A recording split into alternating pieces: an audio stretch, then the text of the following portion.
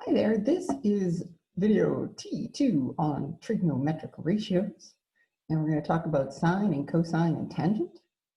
And by the end of this video or the next one, you will know why there is a sin button on your calculator. To do this, you need a calculator. Your phone's fine, or a nice scientific one from the dollar store is completely fine. $1.25, beautiful thing. The $3 ones are slightly bigger, and I find them a little bit better, but it doesn't matter. And you need a ruler. If you don't have a ruler, it's okay, but see if you can dig one up. I have a handy dandy metal one that actually one of my students returned this morning, so I have a ruler with me today. So first thing we're going to do is we're going to talk about the fact that this is a ratio. And a ratio is a comparison of two things, and it generally means you're going to end up dividing. So I'm going to do the first one, and then you can do the second one. Or you could just wait, watch me do the first one, and then you can do two on your own. All I need you to do is we have the start of a triangle here. Sorry, I keep moving my paper around. This is the bottom. I can't believe I just told you that's the bottom. Well, of course it is. And we have our angle here. And remember, that's the symbol theta. And in geometry, that's what we tend to use for the unknown. Just like in algebra, a lot of times it's x. Well, a lot of times theta stands for an unknown angle. Could have been a different Greek letter or some alphabet letter. It doesn't matter. Right, what I'm going to do is I'm going to draw a 90-degree angle here. So I'm going to make it nice and square, and I'm going to pick right there to draw it. And I could have as easily made it right there. I could have made it way out there on the end. It doesn't matter as long as this part is a nice square 90-degree angle. Okay, now we need to label our triangle now that we've built one. So here's my square corner, so my 90-degree angle. If we go across from that, remember you can think of this as an arrow that shoots across. Oh, that'd be so much better if it were straight, my bad.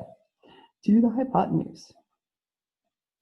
And if you remember from my previous videos, you go down the hypotenuse around the corner to adjacent. And then this side becomes opposite. I probably will emphasize in every single video how important it is that you get that right. So hypotenuse, travel towards the angle, go around the corner, adjacent and opposite. Some of you are clever, say, I get that's opposite. And the left door is adjacent. I don't care how you do it, as long as you get it straight. Today, the one time we are going to worry about measuring these. And I don't know how well this is going to project. Work. All right, and I got to be really, really, really fussy here. So I'll line that up, and I get 9.4 centimeters. Okay, I need that one, and I need to measure my hypotenuse. I'm lining it up as close as I can to the end there, where the 0 is. And where's my line? Oh, that one looks like 11.0. And I'm going to one decimal place. So the whole numbers here are centimeters. Each one of those lines is actually a millimeter, but basically in centimeters, it's the first decimal place. And sorry, as I turn this around to make this easier for me. And I'm being really, really careful. That looks about 5.9 centimeters. To get these results, to show you what I want to show you, you have to be really fussy with your signing or with your measurements. Okay, now I'm just going to transfer them down to here. So my hypotenuse, this is triangle number 1. It's 11.0. Now, if you put the 0.0, don't put the 0.0. It doesn't matter. It matters in chemistry. It matters in physics. When you start talking about significant figures in math, yeah, not so much. My adjacent side is 9.4, and my opposite side is 5.9. And I guess it won't hurt to put the units in. Now, we are going to do a little calculation here. We are going to take the opposite, 5.9, and we are going to divide it by 11. And I'm going to set these up, and then I'll pull out my calculator and do it. My adjacent is going to be 9.4 over 11, and my opposite 5.9 over 9.4. I'll explain in a minute why I chose these, but those are all ratios, one thing compared to the other. And for the first one, you know what? I'm just going to put the centimeter in to show you what happens, because centimeters divided by centimeters, they cancel out, so there's no units on your trig functions. All right, so 5.9 divided by 11, so 0.5364. When we're doing trig functions, it's an odd tradition. I have nothing better to explain than a tradition that you carry 4 decimal points. 9.4 divided by 11, 0.8545. Well, that's a cool number with the 545454. Sorry, I get excited about numbers. And the last one, 5.9 divided by 9.4, 0.6278. Okay, notice 6276.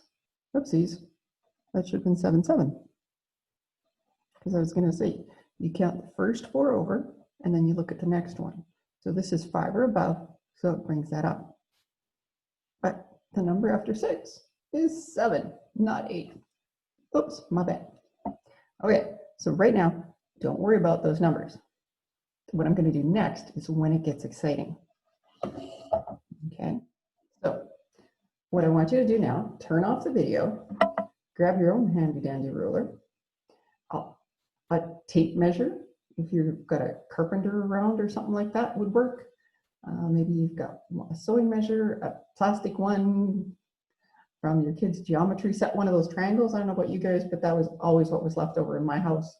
My son would take his geometry set, and at the end of the year, he came home with the triangles. That was all that was left.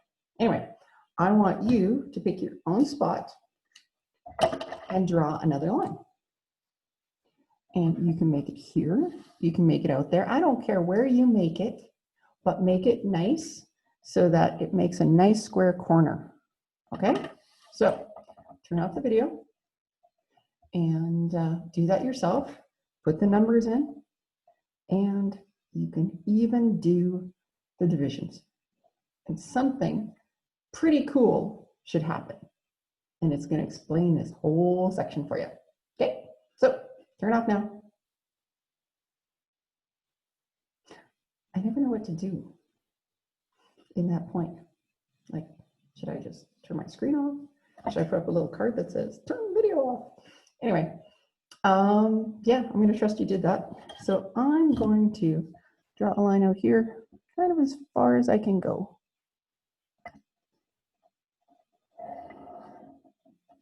And I'm going to use my pretty green pen to do it. One thing I've learned in math is generally the bigger the diagram I can make, the more accurate it's going to be. So if I could have drawn my line like down there, but then more likely I'm going to have some error. All right, so this looks like a nice square corner to me. So now I'm going to be measuring the green triangle. So that is 11.6 centimeters.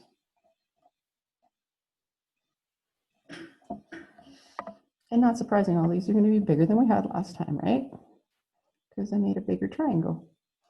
That looks like 13.5 centimeters. And I'm paying attention to see if you can see I'm measuring, but y'all know how to measure. This isn't that exciting. And 7.2. Okay, so this looks nice. All right, let me throw my numbers in. So my hypotenuse was 13.5 centimeters. My adjacent see that part hasn't changed. It's 11.6 centimeters. And I got 7.2 centimeters. So opposite, 7.2, 13.5. Again, I'm just pulling the numbers from over there. And adjacent is 11.6 over 13.5. And then I have opposite, where's opposite? 7.2 over adjacent, which is 11.6. All right, now comes the moment of truth. The part that will amaze you. 7.2 divided by 13.5. All right, so 0.53 repeating. Remember, you can do that. Oh, move that in the light a little bit more. Because there's just like a whole bunch of 3s there, you can just put the bar over the 3 to show the repeating. And now I got 11.6 divided by 13.5.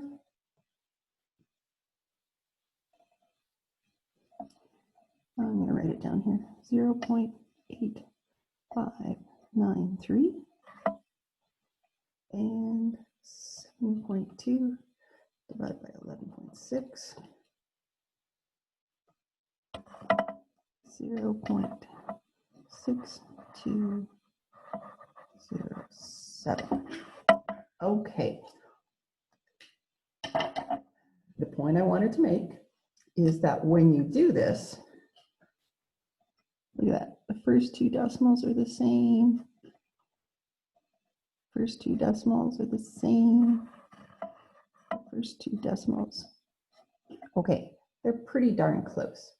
The point is, if I had a magical ruler and I could measure these lines exactly, and I didn't have to worry about, for example, whether the end was right there or I was measuring right there, right? I'm going to be off by a little, but it's almost the same. And the one that you did, your number should be really close too. Even if you measured it in inches, it's still, if you measured properly in inches, maybe to the nearest 32nd of an inch, and that to me says you're a carpenter and you know how to do that sort of thing, it'll keep coming out the same. So what? Well, what's exciting is I know that if I have the adjacent divided by hypotenuse and I get an answer like that, I know it's going to be that angle. It's always going to be that size. So based on the sides, we can work backwards and get the size of the angle. That's the cool thing. Thank you. I think I'm a little excited about math today. All right, let's go down. And these specifically have names. Black pen so you guys can see. So sine theta is equal to opposite side over hypotenuse. And cosine, or cos, it is not cos, it is not cos, it's cos, or cosine, is adjacent over hypotenuse. And tangent is opposite over adjacent. Now, when I was in high school, my teacher just said, God bless Mr. Diebald, he said, just memorize this. He just did. Okay. When I started teaching,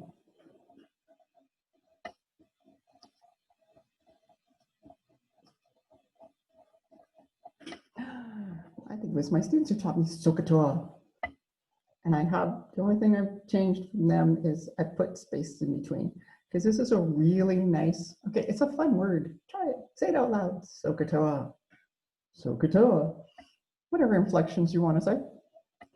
It is a really nice mnemonic to help you remember. So sine is opposite over hypotenuse. Cosine is adjacent over hypotenuse. And tangent is opposite over adjacent. Ta-da! You now know the 3 primary trig functions, which implies that there are other ones. There's actually 3 more, but until you're taking probably pre-calculus or calculus, you're not really going to use them for much. Okay? So the exciting thing is these trig ratios allow you to calculate either a missing side if you have an angle, Or if you have two sides, you can find the included angle, which is very cool because Pythagorean's theorem, which I've done a set of videos about, only works with sides and does nothing for angles. So it's a very, very powerful thing to learn. Thank you. Remember, math rocks.